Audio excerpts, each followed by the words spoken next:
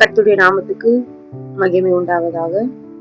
கர்த்தர் இந்த நாளிலே நம்மோடு பேசுகிற வார்த்தை ஏசாயா 40:1. என் ஜனத்தை ஆற்றுங்கள், தேற்றுங்கள். கர்த்தருடைய ஜனங்கள் ஆற்று முடியாய் தேற்று முடியாய் கர்த்தர் இங்க குறிப்பிட்டு சொல்றார். இது என்ன காரியம் அப்படின்னு பாத்தீங்கன்னா, 2ஆம் வசனத்துல எருசலேமுடன் பச்சமாய் பேசி அதன் போர் முடிந்தது என்றும் அதன் அக்கிரமம் நிவர்த்தி ஆயிற்று என்றும் அது தன் சகல பாவங்கள் நிமித்தமும் கர்த்தரின் கையில் இரட்டிப்பாய் அடைந்து தீர்ந்தது என்றும் அதற்கு கூறுங்கள் என்று உங்கள் தேவன் சொல்கிறார். தேவனே ஜனங்களோடு இடைப்படுகிறார். எருசலேம் என்பது நாம தான், அவருடைய ஜனங்கள் தான். பச்சமாய் பேசி என் ஜனத்தை ஆற்றுங்கள், தேற்றுங்கள் என்று சொல்லும் பொழுது, ஒரு தாயோ தகப்பனோ அந்த குழந்தை தாய் பேச்சையோ தகப்பன் பேச்சையோ கேட்காம அவங்க என்ன செய்ய கூடாது என்று சொல்றாங்களோ அதையே செய்ய முடியாய் போகும் பொழுது, தகப்பனோ தாய் என்ன செய்வாங்கன்னா அந்த பிள்ளைய அடிச்சு என்ன செய்வாங்கன்னா அந்த பிள்ளைய தள்ளி விட்டுருவாங்க.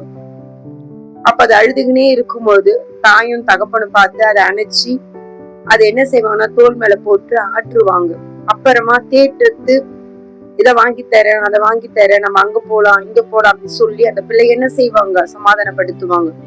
அதே போலதான் கர்த்தரின் ஜனங்களை கர்த்தர் அவர் சொன்ன வார்த்தைக்கு கீழ்ப்படியாமல், அவர் எந்த ஜாதிகளோடு கலக்க கூடாது, ஏதோ அந்நிய நுகங்களோடு பிணைக்க கூடாது, விக்கிரகங்களை சேவிக்க கூடாது, துணிகரமான பாவங்கள் செய்யக்கூடாது, நான் உங்களை எனக்காக தனியே பிரித்தெடுத்திருக்கேன் எவ்வளவு வார்த்தைகளை சொன்ன போதிலும் அவங்க கர்த்தர் சொன்ன வார்த்தைக்கு கீழ்ப்படியாம அவங்க இஷ்டத்துக்கு தான் வாழ்ந்தாங்க.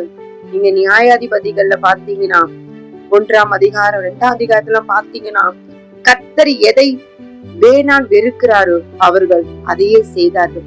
அந்நிய தெய்வங்களை தெரிந்து கொண்டார்கள், அவர்களோடு சம்பந்தம் கலந்தார்கள். அதனால என்ன செய்யறாரு தேவன், அவர்களுக்கு விரோதமாய் ஜாதிகளையும் ஜனங்களையும் எழுப்பி அவர்களை ஒடுக்கும்படியாய் அவர்கள் கையில ஒப்பு கொடுக்கிறார். ஆனா கர்த்தர் இன்றைக்கு நம்மோடு பேசுகிற வார்த்தை, என் ஜனத்தை ஆற்றுங்கள், தேற்றுங்கள்.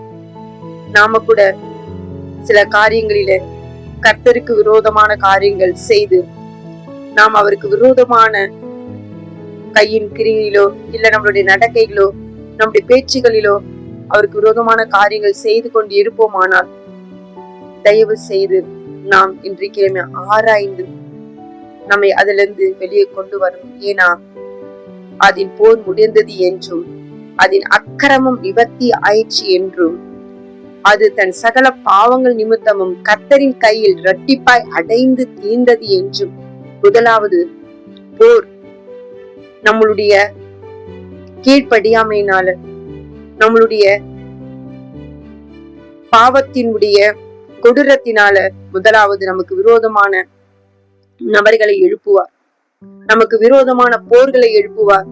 அடுத்தது நம்முடைய அக்கிரமம், நம்முடைய சகல பாவங்கள் நிமித்தம் அவர் கையில இரட்டிப்பான தண்டனை உண்டு என்று இந்த வேதம் சொல்கிறது.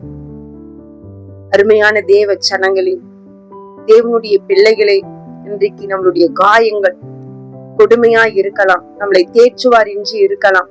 முதலாவது நம்மை நாம் ஆராய்ந்து பார்க்கலாம். இஸ்ரவேல் ஜனங்களை போல நம்மளுடைய அழைப்பு என்ன, நாம் யாருடைய பிள்ளைகள், நம்மளுடைய நிலை என்ன, நாம் ஆராய்ந்து அறிந்தா நிச்சயமாய் நமக்கு விரோதமான காரியங்களை கர்த்தர் எழுப்ப மாட்டார். அதற்கு பதிலாக நாம் போரை முடித்து நம்மளுடைய அக்கிரமத்தை நிவர்த்தி ஆக்கி நம்முடைய பாவங்களை எல்லாம் மன்னித்து கர்த்தர் நம்மை ஆற்றுவார், தேற்றுவார். இந்த வார்த்தையை கேட்டு கொண்டிருக்கிற அன்பான சகோதர சகோதரிகளே, நாம் இன்றைக்கு கர்த்தருடைய வார்த்தை நம்மை ஆற்றி தேற்றி அவரோடு ஐக்கியப்படும்படியாய் புறப்பட்டு வருது. இதை கேட்டுக்கொண்டு நாம் நம்மளுடைய காரியங்களை மாற்றி அவரோடு ஐக்கியப்படுவோமாக. ஆமென். நாம் ஜெபிக்கலாம். அன்பான பிதாவே, தேவனுடைய இரக்கங்களை முன்னிட்டு ஜெபிக்கிறோம். ஏசாயா 40:1, என் ஜனத்தை ஆற்றுங்கள், தேற்றுங்கள் என்று சொல்லி நீ ஆற்றினீர், அதற்காய் நன்றி. இயேசுக்கு ஜெபிக்கிறோம் தகப்பனே. ஆமீன், ஆமீன்.